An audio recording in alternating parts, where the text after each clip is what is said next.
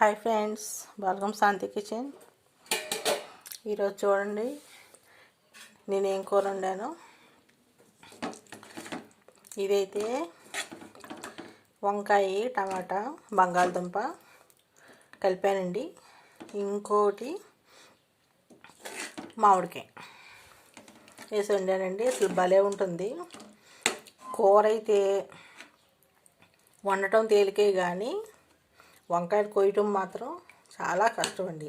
ఏంటి అలా అంటుంది ఏంటి అని అనుకుంటున్నారా మీరు? అంతే కదండి. మరి వంకాయలు కొయ్యాలంటే చాలా కష్టం కదా. కొయ్యటం తేలికే, ఆ చిచ్చులు పుచ్చులు అన్నీ చూసుకొని కోసేసరికి అరగంట టైం పట్టింది. తోటలోంచి మార్కెట్లోకి వచ్చినప్పుడు ఒకరోజు, మార్కెట్లోంచి ఇంట్లోకి వచ్చినప్పుడు ఒకరోజు, ఇంట్లో ఒకరోజు నిలవ ఉంటాయి కాబట్టి కొంచెం సగం పుచ్చులు పోతాయి. అందువల్ల ఆ పుచ్చు కొయ్యటం చాలా కష్టం అని చెప్పాను అనమాట. మీరు విన్నది నిజమే అన్నమాట. నేను చూడండి, కూర అయితే అసలు చాలా బాగుంది. అందులో మామిడికాయ ఒకటి వేసాను కదా, చాలా బాగుంది. ఈరోజైతే జొన్న అన్నం వండుకున్నానండి. ఇదిగోండి జొన్న అన్నం వండుకున్నాను. జొన్న అన్నంలో ఈ కూర చాలా బాగుంటుంది. ఇంకా అందుకే అసలు జొన్న అన్నం వండేసేసుకున్నాను.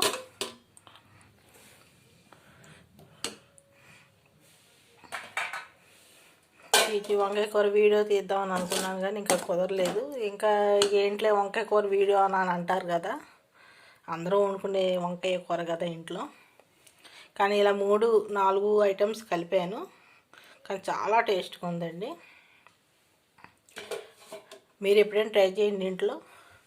అట్లా ఇవన్నీ వేసుకొని మామిడికాయ కూడా వేసుకోండి. మామిడికాయ కూడా వేసుకొని ఇట్లా వేసుకుంటే చపాతీలోకి, పూరీలోకి, బిర్యానీలోకి, ఈ మామూలు ఈ రైస్లోకి, ఈ జొన్న అన్నంలోకి, మన రావి జావ కాసుకుంటాం అందులోకి, అసలు ఎందులోనే సూపర్గా ఉంటుందండి. ఇది మాత్రం ఇది మీరు ట్రై చేయండి, ఎప్పుడైనా ట్రై చేయండి. నేను మామిడికాయ కూడా కలిపి ఇదే ఫస్ట్ టైం వండటం.